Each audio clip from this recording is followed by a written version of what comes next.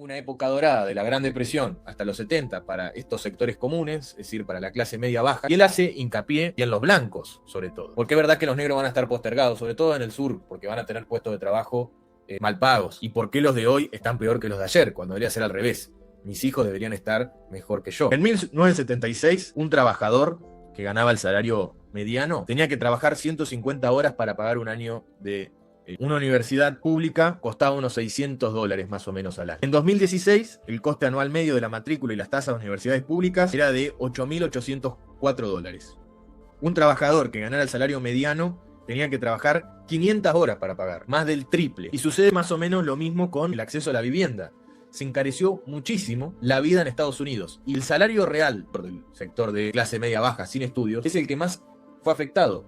Porque Son varias décadas en las cuales Estados Unidos le da mucho más preeminencia a Wall Street que al Pentágono. Que es una explicación, una interpretación de cómo en las últimas 3 décadas, ¿no?, Estados Unidos se dedicó más al comercio que a la guerra. Tiene lógica, ¿no? Después de la caída del muro, siendo el único hegemón en el mundo sin rivalidad.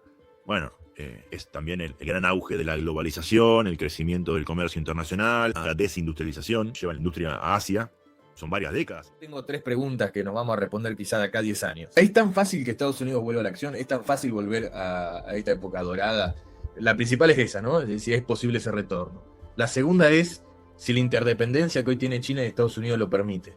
Es muy distinto a lo que vivía Estados Unidos con sus enemigos externos, claramente, anteriores. Y luego, ¿está dispuesto Estados Unidos a renunciar a esas cosas en pos de esa vuelta a la acción? Bienvenidos al episodio número 27 de la 4ª temporada de Craft Courier, el cual titulamos ¿Cuándo se jodió Estados Unidos? En el mismo vamos a tratar los siguientes temas. Primero, haremos un repaso del último mes de Craft Courier, en el cual contamos con 2 invitados. Luego, hablaremos principalmente de Estados Unidos para responder la pregunta del título. Para ello, nos detendremos en el fin de la etapa dorada de las clases medias bajas trabajadoras sin estudios, en especial los blancos. Allí hablaremos de la desindustrialización y de la política exterior norteamericana de los últimos años y de las administraciones de Trump. Luego tocaremos el proyecto de ley inviolabilidad de la propiedad privada, o también conocido como ley de tierras, además de la reforma del Banco Central, otro proyecto de ley, y por último, la discusión en torno al sistema de pagos digital PIX en Brasil y la acusación de los Estados Unidos.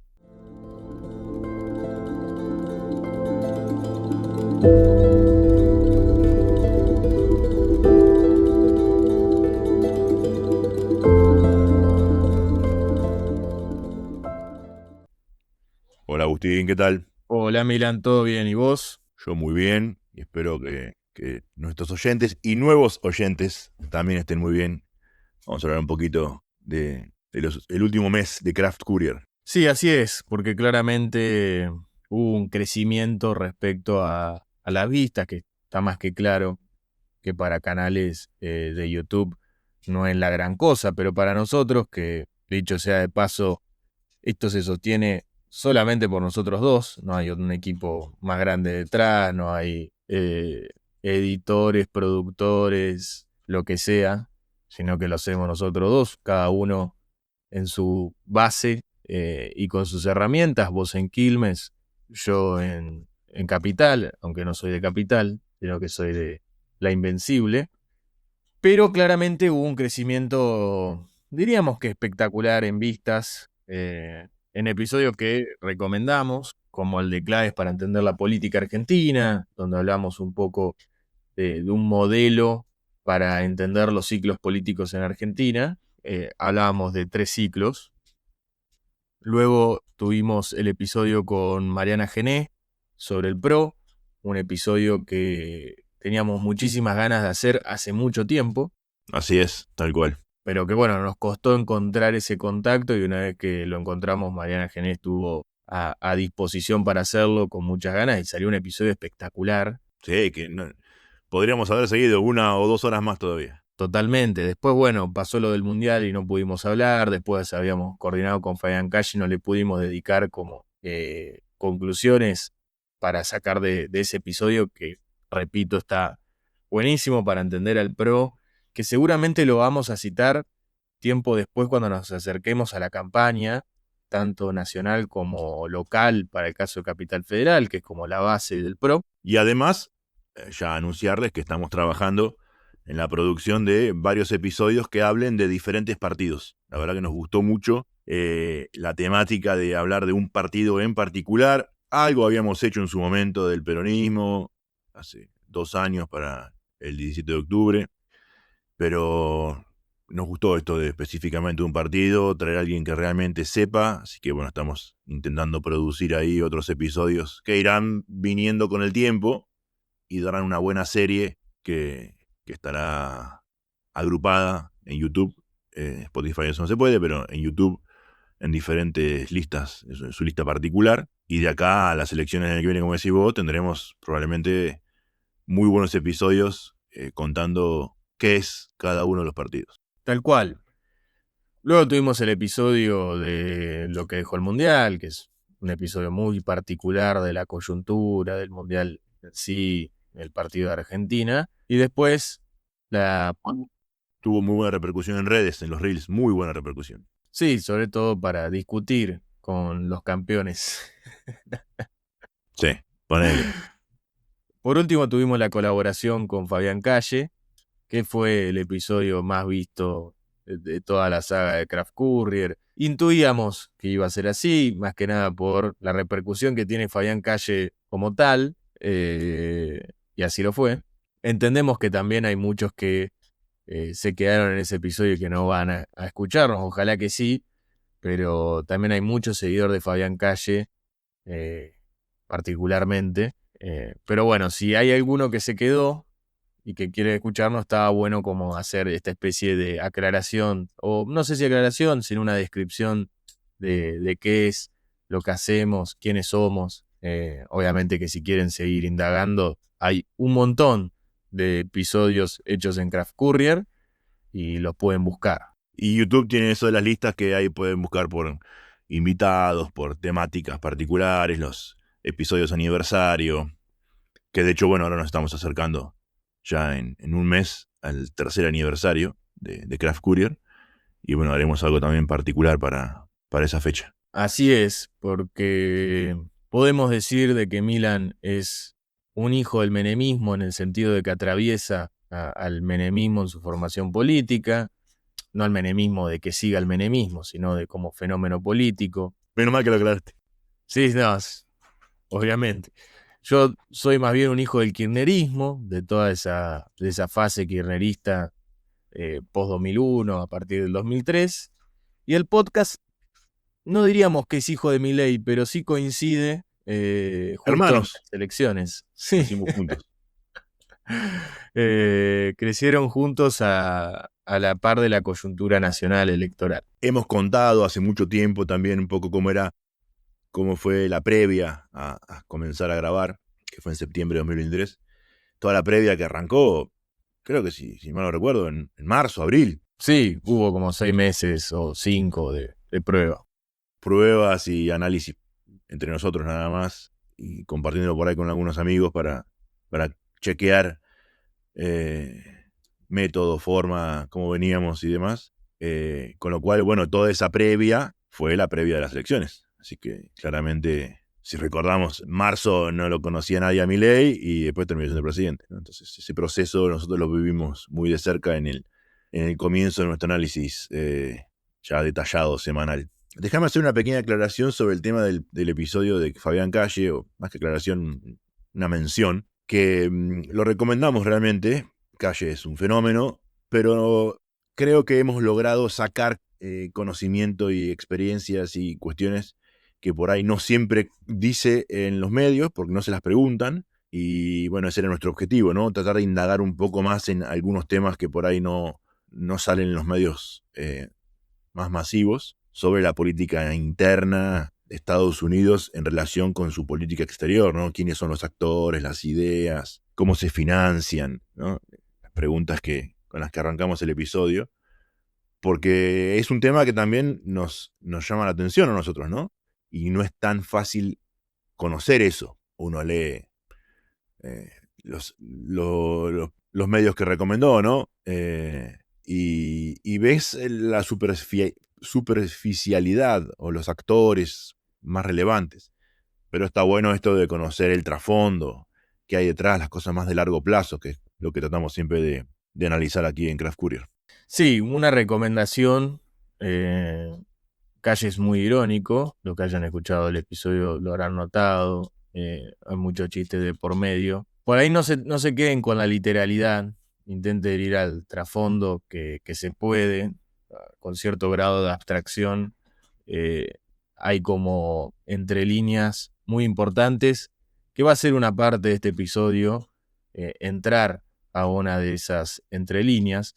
Pero ahora queríamos hacer una mención respecto al PRO antes de encarar lo de Calle y Estados Unidos. Y al final, obviamente que hablaremos sobre más temas de coyuntura, que seguramente, y de hecho hay algunos oyentes fieles que nos han preguntado, bueno, ¿qué opinan de lo del Banco Central y demás?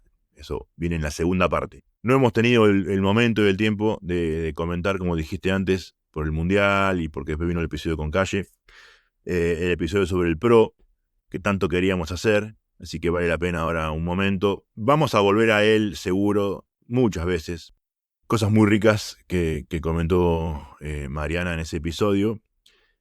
Una de las cosas con las que me quedo, ¿no?, es a nuestra pregunta de qué es el PRO, y en el libro en un momento hablan de el libro de Bomaro y Gené, que tanto hablamos en ese episodio, hablan de cómo en un momento del 2019 había muchos que se peleaban por la marca PRO, ¿no? A mí me quedó muchísimo eso, porque al final de cuentas, gran parte de su identidad es una marca, más allá de un proyecto de país, de una doctrina clara, ¿no? Es todo lo que hemos hablado en ese episodio. Y esa marca está muy identificada con el anti-kirchnerismo. Nos juntamos en contra de tal. Y bueno, a la luz del presente, eso ayuda también a entender por qué está tan desdibujado hoy el PRO, ¿no? Porque el anti está presa, ella, Cristina, que es la personificación del kirchnerismo, ¿no? Y no se puede presentar, por más que van a hacer presentaciones, no se puede presentar. La legislación argentina es de un país soberano, se acabaron todas las instancias y la Corte Suprema dijo, eso es correcto y ya está, no hay mucha vuelta, ¿no? Cosa juzgada. Con lo cual, si tu marca era somos los más anti en contra de aquel, primero que Milei fue más anti que vos, y segundo, ya no tenés ese anti. Entonces, te queda poco. El episodio, si alguno no lo escuchó, vuelvan y escúchenlo, porque hay cosas del PRO que todavía quedan y alguna identidad un poco más fina, si uno rasca más fino, ¿no? De la gestión, de qué querían hacer con la gestión, cosa que también se desdibuja hoy con la Libertad Avanza, porque le han robado muchas de las ideas y de los dirigentes, ¿no? Bullrich, Sturzenegger, Caputo, Santilli. Y aún le queda un poco de hilo en el carrete, ¿no? Veremos si lo sabe aprovechar. Pero me quedo mucho con eso de la marca, ¿no? La marca anti. Creo que es una gran respuesta a nuestra pregunta de qué es el PRO. Sí, la verdad que una de las cosas que rescato del episodio, principalmente para mencionar ahora, es esta especie de que había señalado, ¿no? Quedó desdibujado el PRO y cómo puede hacer para definirse, para defenderse, para no sucumbir ante el avance de la Libertad Avanza, y que lo habíamos hablado en ese episodio, ¿no? Es Capital Federal, es con todo ahí. ¿Cuál será la estrategia del PRO para el año que viene? No lo sabemos, claramente, pero creemos, o por lo menos creo yo, que van a ir a una especie de alianza con la Libertad Avanza, pero asegurarse los principales puestos, ¿no? Si van a pelear con la Libertad Avanza en Capital Federal, es muy probable que les vaya mal. Si las cosas, o sea, ceteris paribus, es decir, si todo lo otro se mantiene constante. Si a la Libertad Avanza le va mal a nivel nacional, si la choca, para hacerlo un poco más brutal, no sé qué tan bien le irá también al PRO, porque el PRO está como enganchado a ese proyecto de país. Bueno, es algo que Mariana cuenta, ¿no? Que el PRO tiene esa doble dicotomía de si le va mal, la Libertad Avanza al PRO lo arrastra, y si le va bien a la Libertad Avanza, queda como desdibujado, ¿no? Eso salió en el episodio, muy interesante ese punto también, ¿no? Y sí, hay material para pensar sobre eso, ¿no? Tiene esa dicotomía de qué va a ser, claramente. Sí, una gran paradoja. Veremos cómo lo soluciona, si es que lo logra solucionar. Porque por otro lado, para decir que el PRO tiene halcones y palomas, por lo menos tuvo eso. Los halcones se han ido a la Libertad Avanza, la mayoría. Hay otros que resisten. Pero las palomas están También, jugando por afuera. exactamente, la reta. ¿Qué le quedan? Los pollitos. Sí. El nido vacío le quedó. Con lo cual está en un grave problema. Creo que hoy realmente el PRO está en un problema, incluso diría, mucho peor que el peronismo y Sí. la facción del peronismo. Y vuelvo a lo de la marca, ¿no? Mariana habla de que tienen una identidad, etcétera. Para mí esto de la marca es mucho más explicativo, ¿no? La marca anti. Porque si realmente hubieran dedicado tiempo a armar una doctrina, una identidad propia fuerte, y bueno, el que está es porque cree realmente en eso, más allá de que hay muchos que están para obtener cargos, pero el que está, cosa que también salió mucho, ¿no? El tema de la billetera, de los cargos en la ciudad para hacer militancia, en especial en la parte joven, ¿no? Como una cámpora cheta, pero más o menos con una metodología similar de captación. Si hubieran dedicado a hacer algo más puro y duro, bueno, probablemente atravesarían este momento con mayor holgura, ¿no? Porque todos los partidos pueden perder importancia, pueden perder elecciones, pero si vos tenés un centro, un corazón del partido firme, te podrás reducir, pero no extinguir. Creo que algo interesante que se da al final del episodio es que el PRO debería volver a una especie de conciliación de halcones y palomas. Es verdad que uno puede agregar, el discurso actual te puede borrar los extremos dentro de las palomas y lo de los halcones, pero si se van todas las palomas o no vuelve ninguna paloma, al PRO no le queda otra que ser una especie de indiferenciado al lado de la Libertad Avanza, porque no va a poder ofrecer otra cosa. Buen punto. Eso me pareció muy interesante. Sobre al final creo que se da del episodio esa idea que Gene dice, bueno, sin palomas, lo dice en otras palabras, pero sin palomas, ¿qué lo diferencia al PRO de la Libertad Avanza? Claro. Veremos cómo se desarrolla las elecciones del año que viene. Hablamos de algunas palomas que van por afuera. Una es la reta, pero también hay otros sectores que ocupaban segundas líneas dentro del PRO de la ciudad, por lo menos de la gestión de Horacio Rodríguez Larreta, que también empiezan a discutir por afuera, no se presentan como algo del PRO, es más, tienen cierta amnesia respecto a su pasado en la política, pero que bueno, intentan estar ahí. Y que La quizás, famosa finjo demencia y sigo para adelante, ¿no? así es, Esto y nunca quizás pasó. sacan un 2, un 3%, si no hay paso, es un número importante, porque es un votante que quizás te votaba un PRO más ecléctico. Bueno, ese es interesante porque ¿quién va a sufrir esa pérdida de votos? Si la sufre el PRO puro, o sea, separado, digamos, Jorge Macri, y bueno, ojo que no pueda perjudicarle la elección, ¿no? Estos, Larreta y otros, cada uno sacando un pequeño porcentaje, cuando sumás, puede ser el número que le está faltando a Jorge Macri para ganar. Y ahí, en el otro espectro también hay, en otra parte del espectro también hay, no sé, Santoro se vuelve a presentar, todo ese peronismo que nunca fue mayoría en la ciudad puede tener una importancia. Me acuerdo Milei se jactaba, ¿no? Dejamos tercero al kirchnerismo. ¿Te acordás? En el 2021. Decía, dejamos tercero al kirchnerismo. Él salió tercero, pero él quería dejar tercero. Después, sí, terminó pasando dejando tercero al PRO, ¿no?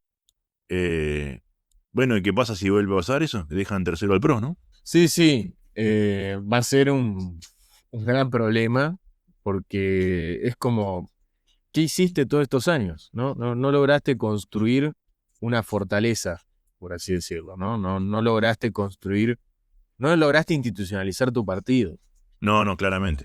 Bueno, también hay una lógica que si solo van a mantenerse en la ciudad, también llega un agotamiento, ¿no?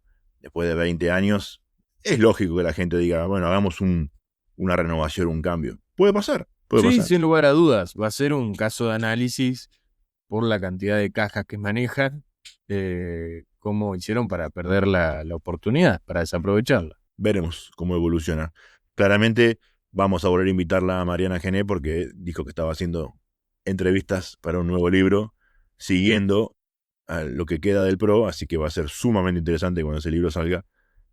No sé cuándo será, pero cuando salga la vamos a volver a contactar. Y engancho esto del dinero por uno de los temas que se tocó en el de Fabián Calle, que no vamos a hablar hoy en profundidad. ¿Cuánta plata cuesta hacer política en Estados Unidos? Que son montos gigantescos. Pero vamos a hablar de otro gran tema, o por lo menos a mí la frase que más me interpeló era una frase, digamos, polémica, como para para hacer alarde de ella y ponerla de título. Sí, de hecho debatimos este tema, ¿no? ¿Qué título Sí, le ponemos? claramente puede sonar fuerte, incluso las redes sociales lo pueden dar de baja, y también porque entiendo que lo lean no tengan esa capacidad de abstracción producto que lo están leyendo en un simple título, Claro, ¿no? el contexto que siempre importa. Y la frase es Estados Unidos vuelve a matar. Creo que es la frase que condensa todo el episodio e incluso el contexto actual que estamos viviendo a nivel geopolítico. El actual y ahora vas a explicar muy bien el previo, que explica el Sí, sí, actual. obviamente. Es una frase que, para aclarar, no significa ni que Estados Unidos sea una máquina asesina, pero tampoco es una ONG, es un Estado. Obviamente que la guerra y las armas son parte de todos los estados, está más que claro, y Estados Unidos ha matado personas, lo ha hecho, ha matado otros ejércitos, ha matado civiles y lo han hecho muchos estados, ¿no? Jugar a Estados Unidos por eso eh, es medio un sinsentido a esa altura. No es ese el punto que nos interesa, sino el fondo de la frase, que es el vuelvo a matar, quiere decir volver a un paso anterior, como volver a otro momento, a un momento donde Estados Unidos manejaba la política exterior. Y cuando digo Estados Unidos me refiero al Estado en sí. Lo que está diciendo Calle entre líneas es Estados Unidos delegó su política exterior y ahora vuelve a la acción, ¿no? Que es una explicación, una interpretación de cómo en las últimas 3 décadas, ¿no? Estados Unidos se dedicó más al comercio que a la guerra, tiene lógica, ¿no? Después de la caída del muro, siendo el único hegemón en el mundo, sin rivalidad. Bueno, es también el gran auge de la globalización, el crecimiento del comercio internacional. Ahí Calle decía, bueno, se dedicaron más a ayudar a que China crezca y no lo vieron como amenaza. ¿Por qué? Y porque le daba computadoras baratas, productos baratos, ropa barata. Incluso es algo que viene de antes de la caída del muro, ¿no? Toda la época de Reagan o Thatcher en Inglaterra también, ¿no? La desindustrialización lleva la industria a Asia. Son varias décadas en las cuales Estados Unidos le da mucho más preeminencia a Wall Street que al Pentágono, ¿no? Por ponerlo de esa manera. Sí, preparando el episodio yo había comentado una anécdota en la UNL, en la Universidad Nacional del Litoral, en Santa Fe. Una de las primeras materias de ciencia política es Introducción al Derecho, y en Santa Fe la comparten tanto estudiantes de ciencia política como estudiantes de abogacía. Y conozco una estudiante que había ido a la primera clase y el profesor preguntó a los estudiantes qué era la constitución de un país. Un estudiante de abogacía levanta la mano y dice, bueno, es la ley de leyes, es la Carta Magna, con la cual luego se ordenan el resto de las leyes, etcétera, etcétera. Y luego levanta la mano un estudiante de ciencia política y dice, es un proyecto de poder. Y el profesor concluye diciendo, bueno, ahí tienen la diferencia de un estudiante de abogacía y un estudiante de ciencia política. ¿Por qué pongo esta anécdota? Bueno, es para ver las cabezas que están dentro del Pentágono, para ponerlo en esos términos, ¿no? Y Wall Street. Probablemente en Wall Street hayan cabezas que vean a China como una sumatoria de individuos, diría Thatcher, ¿no? Y que son todos actores económicos, con lo cual en conjunto forman un mercado disponible para los Estados Unidos. O mano de obra, lo que Tal cual. sea. Las Pero dos cosas. son actores de la economía, sin un valor intrínseco cada uno. Solamente son actores de la economía. Para el Pentágono son sociedades y estados. Y un estado un día puede ser aliado y otro día puede ser un enemigo, puede ser una amenaza. Obviamente que dentro de cada sector habían internas y discusiones, pero probablemente el Pentágono diga, y no sé si a China hay que darle tanto combustible para crecer, porque un día se nos puede venir en contra. Para Wall Street eso nunca hubiera sido opción. No, dale, seguí que es todo más barato, más barato, más barato. Claro, a lo sumo nos van a competir, pero nosotros tenemos el know-how, tenemos los conocimientos, tenemos las patentes, en esa vamos a ir a discutir. Sí, ahora lo tiene China. Eso es lo que no vieron. Ahora producen más patentes, más ingenieros, más innovación, dominan algunos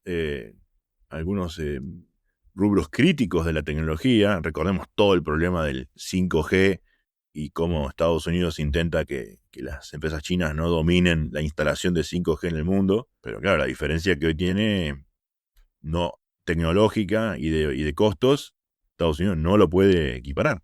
Y creo que esa anécdota justo esquematiza estas diferencias que sí, no lo puede parar.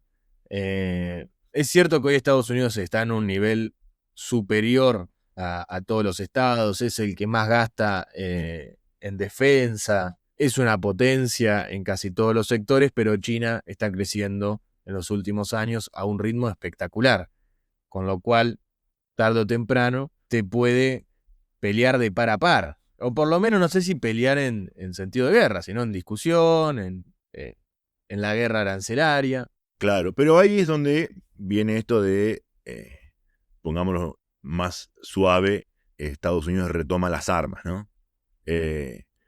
¿Cómo competís contra el 5G chino? Por poner un caso particular. Y vos querés que tus empresas sean las que lo hagan, no las chinas, y da beneficio y demás.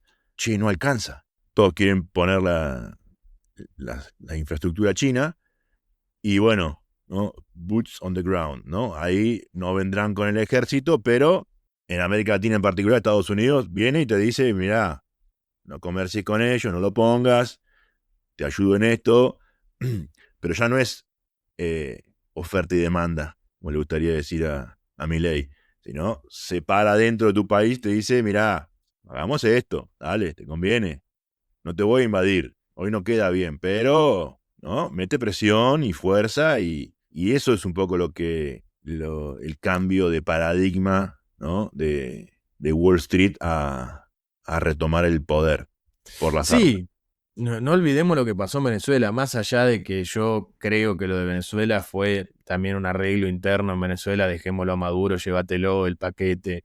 Hay ahí algo con la dictadura venezolana y los militares. Pero Estados Unidos lo que está haciendo con lo de Maduro es mostrarle también a los países de la región, Puedo. puedo entrar a tu país y te saco, ¿no? No me tiembla el pulso.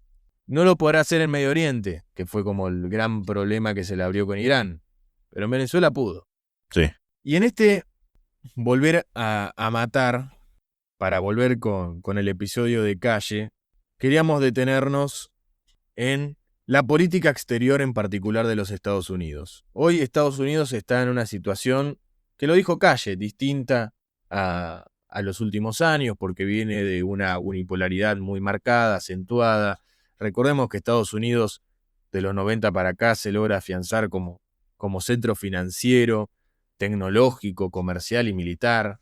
Y en paralelo el avance de China, en el cual Latinoamérica también es testigo porque se ha beneficiado del avance de China, nos trajo beneficios. En China se lograron abrir mercados, principalmente Brasil es quizás el estado que más provecho sacó del crecimiento chino, que también generó problemas en Estados Unidos. Y ahí traigo a colación 3 textos, uno de Hochschild, Extraños en su propia tierra, el que hablamos con Mariana Gené. El otro es de Susan Neiman, Izquierda no es ser woke, que esto es un texto más filosófico, no tiene mucho que ver con el tema que vamos a hablar hoy.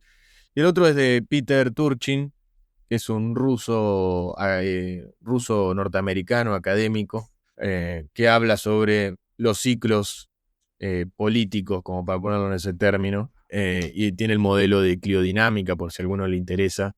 Se llama al final de partida elites versus contra elites. ¿Y por qué estos tres textos? Bueno, porque los tres fueron atravesados por 2008. El primero, en el orden que lo dije, fue publicado en el 2016, el segundo en el 2023 y el tercero en 2025. Entonces todos están atravesados por la crisis financiera del 2008 y también por el fenómeno de Trump, ¿no? En los tres aparece Trump en algún momento.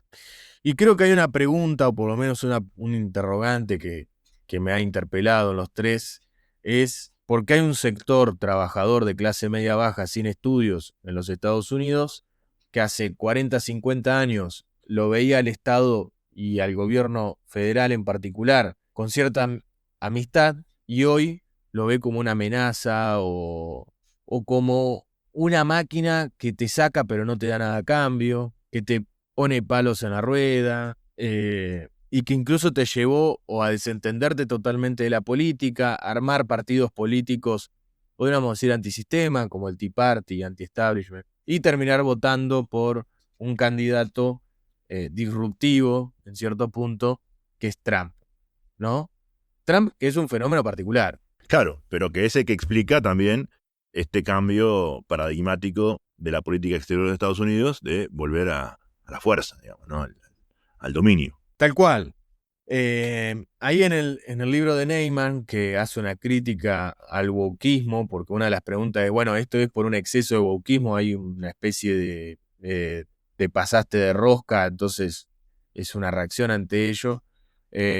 Neyman, en la crítica que le hace al wokismo, lo trata como una especie de minoría intensa que abandonó los ideales de la izquierda universales, que se aferró mucho a su política identitaria de raza y género, que es tribalismo, en cierta medida, y que se aisló completamente de los ideales de la izquierda universales, principalmente en los de justicia. No va a hablar de economía ni de esas cuestiones, es una crítica puntual hacia el wokismo, pero me trajo como la idea de, bueno, se armó una minoría intensa que dio como lugar una contrarreacción, otra minoría también intensa, que en Argentina lo podemos ver con un estudio que sacó una consultora hace muy poco, que es Método, que hay una noticia en La Nación, un artículo escrito por Liotti, que lo El fin de cita, semana. Muy bueno. Lo recomendamos. Podemos dejarlo después en la descripción. en el cual los datos que maneja la consultora muestra de que, bueno, hay una minoría alrededor del 25%, otra minoría también alrededor de ese 25%, no recuerdo los números finos hoy, y en el medio un 19 50, y 24. 19, 24 y en el medio 57, ¿no?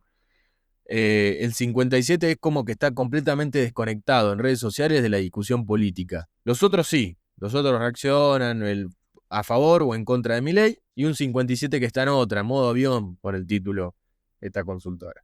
Y en los Estados Unidos pasa más o menos lo mismo, ¿no? O sea, después los números van a cambiar, pero la lógica es más o menos lo mismo. Hay una porción muy grande de la ciudadanía que no se siente interpelada por ninguno de los dos discursos, más allá de que a veces se haga parte del discurso para castigar al que está en el gobierno. Por ejemplo, después, si hay tiempo, lo hablamos, para hablar en contra de Milei, aprovecho la ventana de oportunidad de la discusión de la ley de inviolabilidad de la propiedad privada, en el cual habla de la extranjerización, para ponerlo en esos términos, de tierras, y hablo con ese discurso en contra de Milei. Quizás las motivaciones por cuales estoy en contra de Milei son otras. No llegó fin de mes, me quedé sin trabajo, o mi trabajo hoy es más precario, estoy más precarizado que antes, y aprovecho esa ventana de oportunidad, así como también surgió en el pasado. Quizás el problema con Alberto Fernández, la gestión, era la inflación, pero uso el discurso de estoy cansado de la ideología de género, por ponerlo en esos términos. Más allá después de puntualmente la crítica. Y es interesante los otros dos libros que traje. Hochschild hace un estudio de campo en Luisiana, un estado del sur, donde atraviesa el Mississippi. Un estado que es uno de los más pobres y de los más contaminados en medio ambiente en los Estados Unidos. Que es Como dato, ahí está New Orleans, donde fue Katrina. exactamente, también expuesto a catástrofes naturales. Hay un corredor industrial muy importante, petrolero, gasífero y petroquímico. Ahí también fue el accidente de la Deepwater Horizon, que fue una plataforma petrolífera offshore, es decir, en el mar, no en tierra, que explotó y bueno, contaminó todo el Golfo de México y particularmente arruinó lo que es pesca en estas áreas.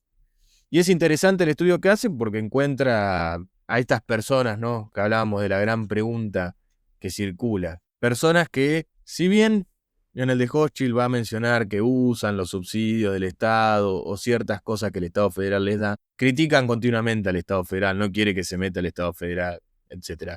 No me quiero meter tanto en esas cosas más particulares de su estudio, sino en esto de qué pasó en Estados Unidos, así como la pregunta de cuándo se jodió el Perú, podríamos decir cuándo se jodió Estados Unidos. Es interesante el estudio porque Hochschild es de la costa oeste, de Berkeley, en Los Ángeles, wokista, ¿no? De izquierda, y se va a Luisiana a ver qué pasa con ese que no es tan parecido a ella, pero que tampoco tiene su vida resuelta, lo quiere entender y viaja y pasa mucho tiempo ahí analizando y investigando, hablando con mucha gente.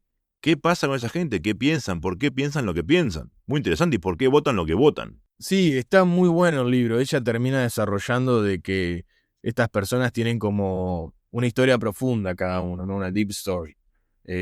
Profunda en referencia a que no se ve a simple vista, sino que está de manera solapada, Uh-huh.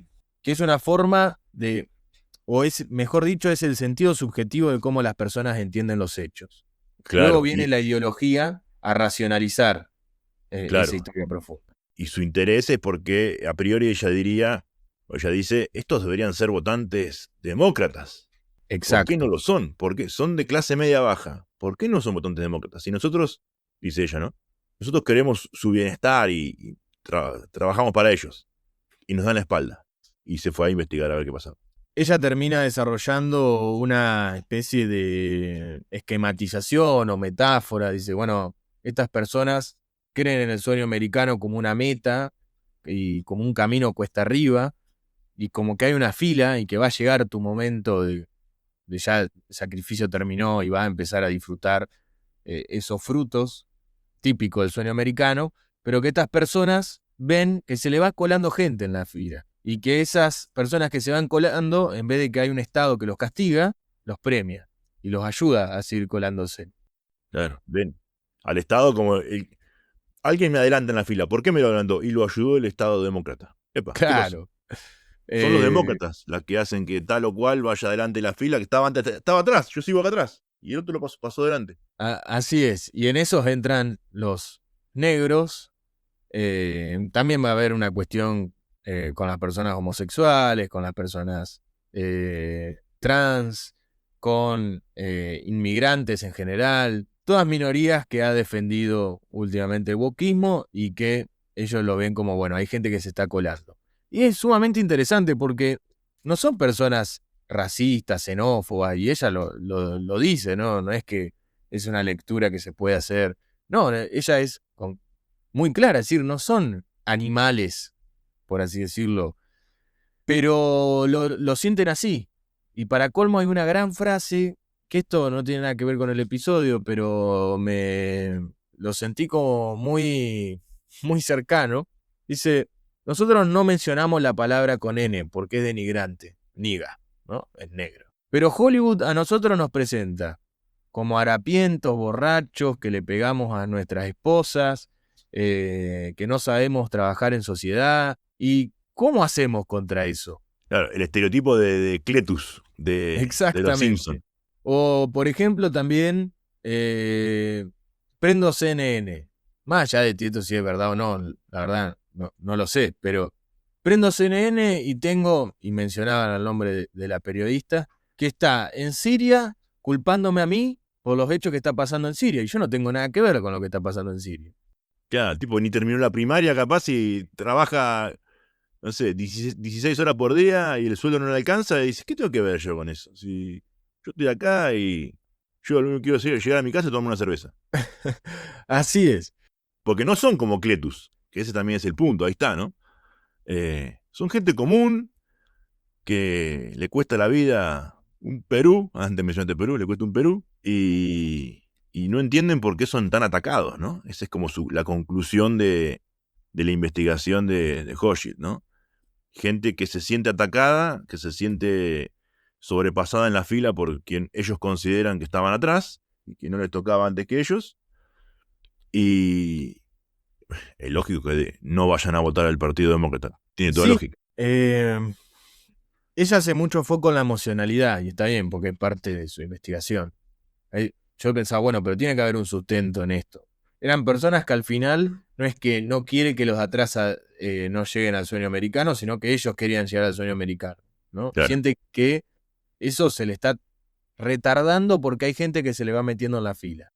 claro, que hay que ver, bueno, ahí no sé si es verdad que no llegan ellos porque otro se le adelantó, o que no llegan porque el sistema no da como está. Es más probable lo segundo, pero claramente quieren cambiar la famosa dicotomía de toda elección, ¿no? Cambio o continuidad. Y bueno, ellos quieren cambiar. Y ahí aparece el fenómeno Trump, ¿no? En donde Trump les habla a ellos. También les habla a los negros del cinturón del óxido y que fueron muy beneficiados en Trump 1. Pero le habla mucho a esa gente, ¿no? A la clase media baja, que en estas décadas que mencionamos antes de desindustrialización de Estados Unidos, perdieron el trabajo o vieron su trabajo precarizado, la inmigración también le quitó algunas fuentes de trabajo y sin muchas cualidades o capacidades y demás porque son blancos pero pobres. Y bueno, Trump le habla, ¿no? Mucho a ese electorado. Y responde el electorado. Respondió 2 veces. Sí, porque hay un sustento y ahí lo traigo a Turchin. Turchin, no voy a detenerme tanto en su modelo, solamente quiero detenerme en lo que él señala. Para cuando él ve una crisis del Estado. Para que haya una crisis del Estado tiene que haber una pauperización del pueblo, lo Claro. pone en la traducción en español. Y él nota una pauperización. Cuando habla del pueblo habla de los comunes. De los 70 más o menos, de la década del 70 hasta la actualidad. Dice, hubo una época dorada de la Gran Depresión hasta los 70 para estos sectores comunes, es decir, para la clase media baja, y él hace hincapié y en los blancos, sobre todo. Porque es verdad que los negros van a estar postergados, sobre todo en el sur, porque van a tener puestos de trabajo mal pagos. Pero los blancos estaban en la industria, y en una industria pujante, y lograban ese sueño americano. Uno puede decir, veían la meta más cerca. De hecho, tengo algo que señala justamente esta lejanía de la meta, porque yo creo que esa es la discusión. Más que los que se te meten adelante, el problema es que la meta se alejó, el camino se alargó. ¿Y por qué los de hoy están peor que los de ayer, cuando debería ser al revés? Mis hijos deberían estar mejor que yo, pero bueno, no se da esa situación. En 1976, un trabajador que ganaba el salario mediano tenía que trabajar 150 horas para pagar un año de universidad. Una universidad pública costaba unos $600 más o menos al año. En 2016, el coste anual medio de la matrícula y las tasas de universidades públicas era de $8.804. Un trabajador que ganara el salario mediano tenía que trabajar 500 horas para pagarlo, más del triple. Y sucede más o menos lo mismo con el acceso a la vivienda. Se encareció muchísimo la vida en Estados Unidos y el salario real de este sector, del sector de clase media baja sin estudios, es el que más fue afectado, porque los que sí tienen estudios sí han visto su vida mejorada. Y eso lo señala muy bien Turchin. Él dice, si nosotros vemos el salario real general, promedio, vamos a ver que en Estados Unidos hubo un crecimiento, que hubo una mejora. Cuando nos metemos vienen los datos, vemos que esa mejora es solo para las élites educadas, las que viven en las costas, que claramente vieron su salario real mejorar, que hoy adquieren más servicios que antes, que pueden darse ciertos lujos, pero el salario real de los trabajadores de clase media se vio pauperizado. Y son los que claramente, como vos dijiste hace un rato, escuchan a Trump. Y que te diría hoy, la política exterior de Trump responde a ellos, Claro, a exactamente. diferencia de los otros. Ahí volvemos al inicio de este punto. Pero, también lo señaló muy bien Fabián Calle, no es tan fácil volver a esa época dorada, a reconstruir esa América y ese sueño americano. Sí, cuando preparábamos el episodio yo te mencionaba la serie Mad Men y Don Draper, ¿no? Su principal personaje. Si bien los personajes de la serie, que es sobre publicistas de Nueva York, por Madison Avenue, son todos clase media, media alta, ¿no? Profesionales y demás. Pero la serie muestra muy bien, está ambientada en la década del 60, muestra muy bien la vida de ese sueño americano, ¿no? Cómo se vivía en aquella época, ¿no? La suburbanización de la ciudad, de la gente se va a vivir en una casa más grande, todos los electrodomésticos, ¿no? Incluso la secretaria, que arranca más de abajo, va teniendo mejoras y demás. Otra serie también espectacular, The Americans, ¿no? Los rusos infiltrados en Estados Unidos también, más o menos ahí en la Guerra Fría, y muestran los avances que tenía la clase media. Claro, eso está muy lejos hoy de si alguien vio una película, una serie, o tiene recuerdo de lo que le cuentan los padres de cómo era, en un par de años te compras la casa, en un par de años tenés el auto. Hay muchas cosas que siguen, pero esto de las clases más medias bajas, eso les queda cada vez más lejos. Sí, es un gran tema. Para colmo, la situación que hoy está Estados Unidos. Yo pensaba en petroleras. Hoy Estados Unidos es un exportador de petróleo, a diferencia del siglo pasado, que era un importador. Ya no necesita hacer guerras para tener petróleo. Con lo cual baja la energía.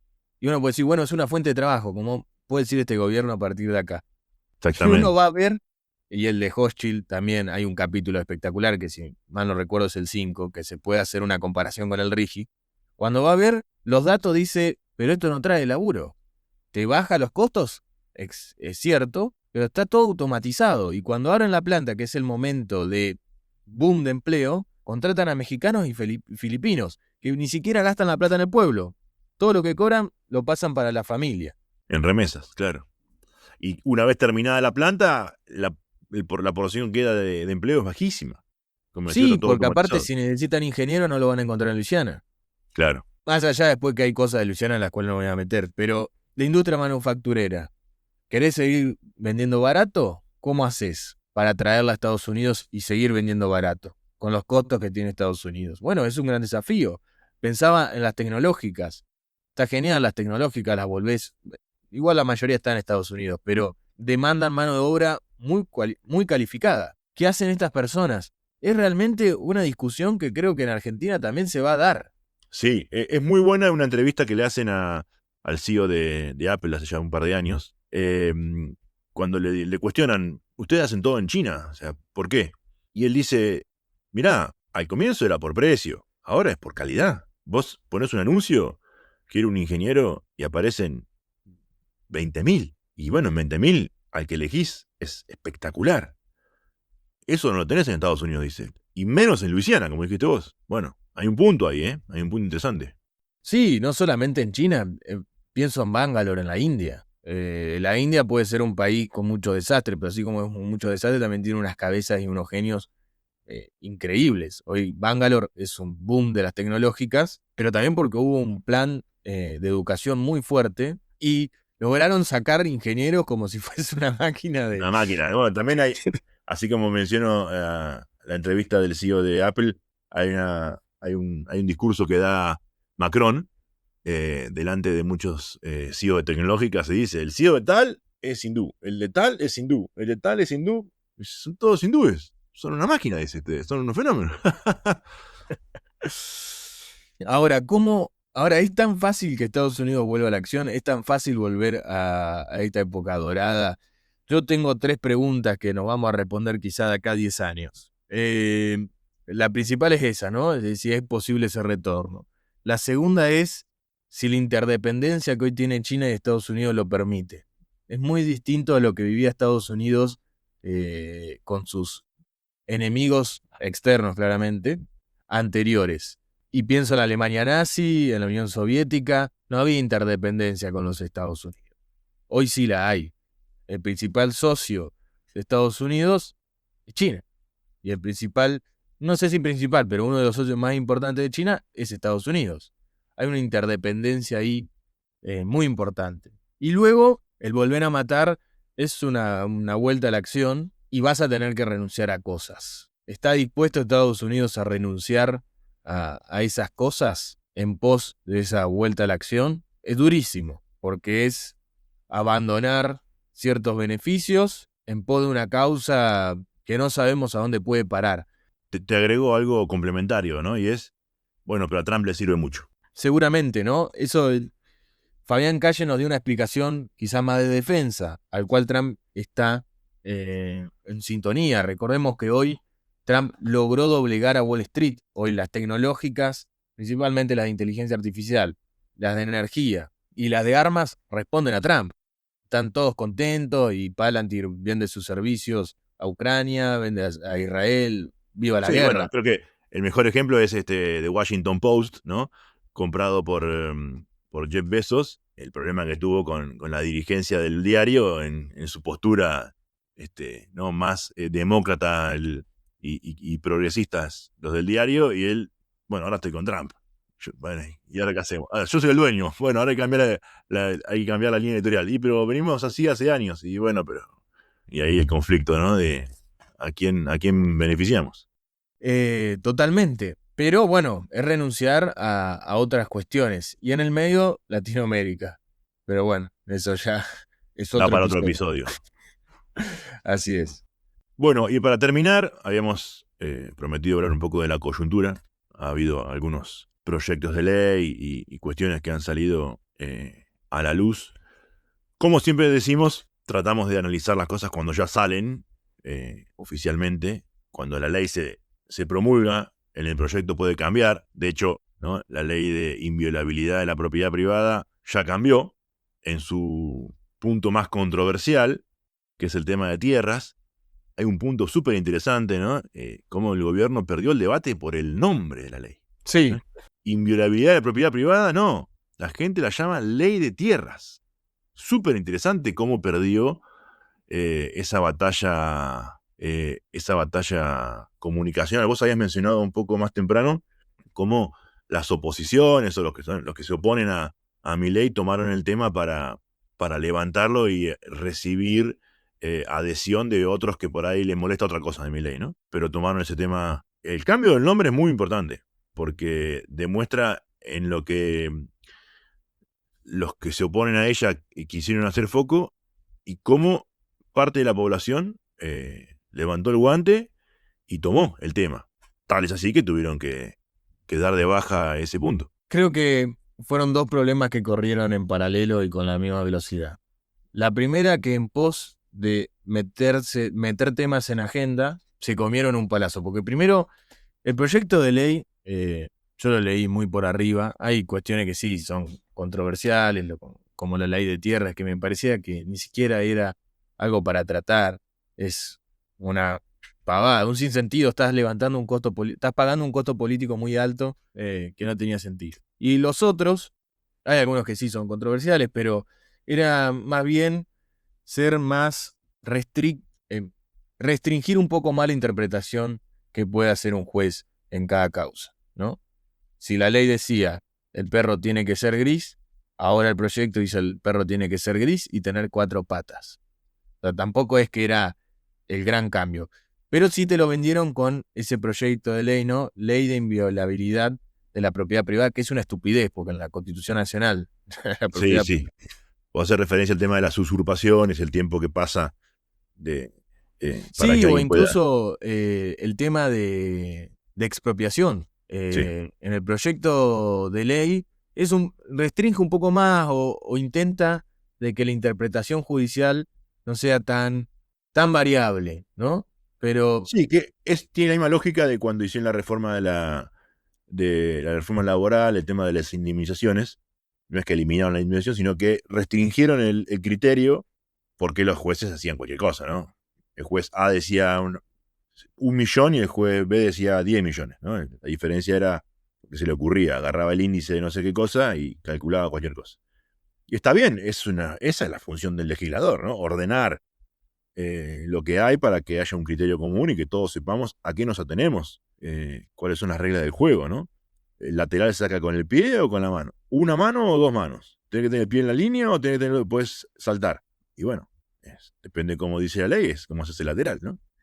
Algo súper interesante de este tema de tierras, como decís, se metieron en un tema en el cual perdieron innecesariamente, es que también perdieron el hype del proyecto sobre la independencia del Banco Central, ¿no? Que también es un proyecto de ley, hay que ver cómo termina quedando, pero que habían tomado vuelo eso, ¿no? La cadena nacional, se había debatido, ¿es bueno, es malo, qué pasa, qué no pasa? Che, independencia, pero Bausili es el socio de Caputo, ¿no? O hasta ahora todo lo que quieren prohibir es lo que usaron hasta ahora. ¿Qué pasó con vamos a dinamitar el Banco Central? Bueno, ahora le mejoramos la carta orgánica, que tiene lógica y está bien. De vuelta, analizaremos ya en detalle cuando quede el proyecto definido, porque después cambia y uno analiza lo que después cambiaron. Pero es algo positivo, eso sí, hay que aclarar, es algo muy positivo que se intente dar una cierta independencia al Banco Central. Creo que es una movida que el gobierno intenta, como otras en la misma línea, de mostrarse al mundo y a los inversores internacionales. Si nosotros llegamos a perder, estamos haciendo cosas para que el que venga después le cueste más cambiarlas. Y la lógica detrás de eso es, si le mostramos al mundo que si perdemos hay cosas que no cambian, en realidad no vamos a perder porque no va a haber ni corrida cambiaria, ni restricciones externas fuertes, va a haber inversión, todas cosas que no están pasando tan en masa como deberían pasar, como el gobierno vendió, que llegamos nosotros, arreglamos todo y hay una lluvia de inversiones, como también había dicho Macri. El wait and see, que hablamos la vez pasada, todavía sigue estando. Pero es algo positivo. Claramente es una buena discusión. Es una buena discusión incluso para ver qué opina el peronismo, ¿no? Que tanto mal uso ha hecho del Banco Central. Porque en esa discusión, cuando se dé realmente el debate, en esa discusión, hacia afuera, es bueno saber qué piensan los otros que pueden llegar a ganar, ¿no? A ver qué piensan y qué dicen. Creo que ahí va a estar lo rico, en el debate de qué va a proponer el peronismo sobre esto. ¿Quiere que se mantenga como herramienta para poder emitir a lo loco, como dijo Quintela, ¿no? Si ganamos en el gobierno, cambiamos todo y volvemos a imprimir como loco, o va a haber una oposición responsable que en caso de que gane la elección no sea un cuco para los mercados, los inversores, y para nosotros mismos, porque recordemos que en la historia argentina los que van a comprar a la cueva y cuando se podía los dólares oficiales somos los mismos argentinos. De a $100, 200, 1000 o lo que sea, somos nosotros mismos los que dolarizamos nuestra cartera, sea de 1000 pesos o de millones de pesos. sí, iba a señalar lo último. Creo que también es como poner una especie de arena, de contexto, en el cual le mostrás a la ciudadanía, y sobre todo a los del 57, según la consultora Método, mirá lo que piensa el kirchnerismo. Claro, tal cual. Mirá lo que dice Quintela. Lo pone en ese aprieto, porque hay muchos que en pos de ir en contra de mi ley dicen cualquier cosa, y bueno. Tal cual, por eso creo que el análisis más interesante es, más allá de la letra del proyecto, ¿qué van a decir los otros sobre esa letra? Sí, que lamentablemente, como arrancaste hablando del tema, quedó solapado por la discusión de este proyecto de ley, por un tiro en el pie y por el trotskismo que tiene Sturzenegger en sangre. Sí. porque realmente parece que está en una, no sé, en otra galaxia, que hay una desconexión completamente, hay una desconexión total entre los problemas, o incluso diría entre la agenda. Yo, si fuese parte del gobierno, es como, bajemos un poco el cambio, porque lo de ley, el proyecto este artículo, este capítulo respecto a las tierras, no solo te hizo perder la discusión, hoy llueve. Quizás eso hace que no haya tanta gente, pero preparaste una movilización en la plaza del Congreso que no te va a jugar muy bien. Recordemos cómo empezó Macri. Macri también empezó con una discusión respecto a la ley de jubilaciones, después vino todo el desastre financiero, pero o vino a la par, pero la ciudadanía se movió por eso. Si Que vos la además era tan ciudadanía, importante y ya lo sacaste, entonces no era tan importante. No cambia, no es que claro, cambia la Argentina. Y te perdiste de dar el otro debate del Banco Central que era interesante. Porque incluso desde Juan Manuel Olmos hasta otros peronistas que se han pronunciado en el último tiempo, reconocen que tener equilibrio fiscal es algo positivo, cosa que antes no hacían, ¿no? Con lo cual, estabas ganando ese debate en una parte de la oposición. Profundizar ese debate hubiera sido más inteligente, más constructivo. Ojalá que se dé cuando se trate el proyecto. Pero bueno, ahora perdieron el hype, como dijimos antes, ¿no? El momentum que tenían por esta otra ley, ¿no? Que los embarró.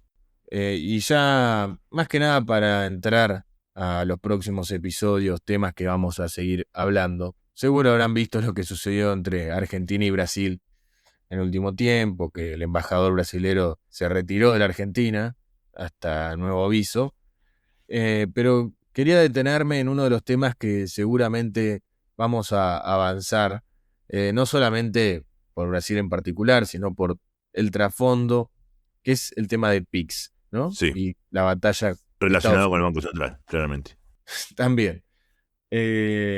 Al cual Estados Unidos, o el gobierno de Estados Unidos, la administración Trump, es bastante enemiga de PIX. PIX es un sistema de pagos instantáneo de los estados de Brasil, que seguramente alguno ha escuchado, porque es del Banco Central brasilero, por eso se relaciona con el Banco Central de acá, que es como una especie de transferencia inmediata que no es muy común en el resto del mundo. Nosotros los argentinos estamos Gratuita. acostumbrados.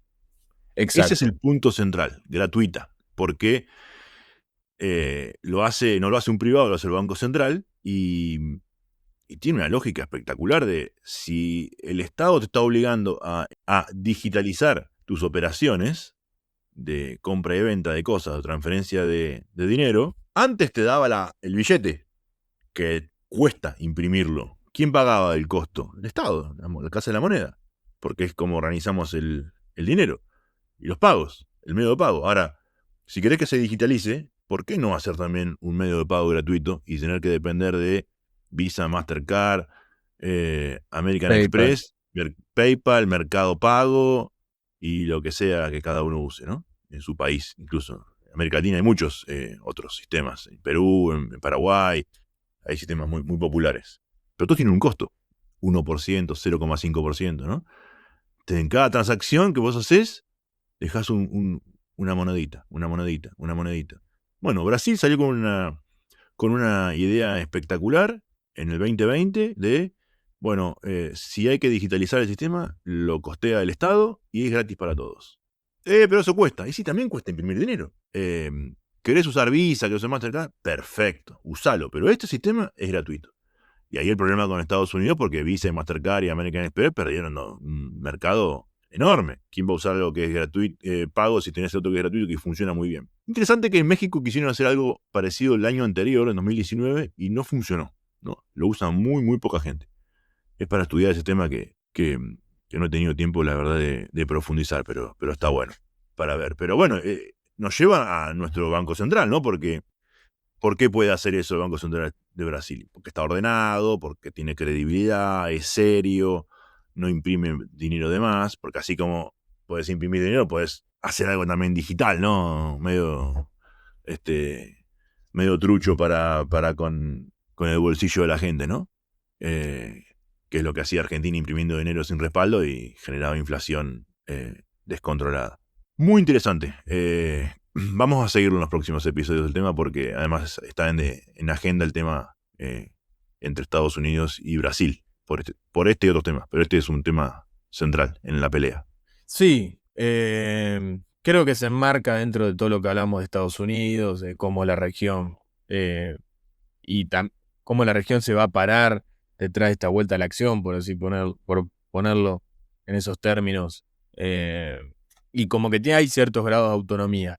Y entre paréntesis, Argentina también lo tuvo esta semana renovando el swap con China, Claro, por ejemplo, ¿no?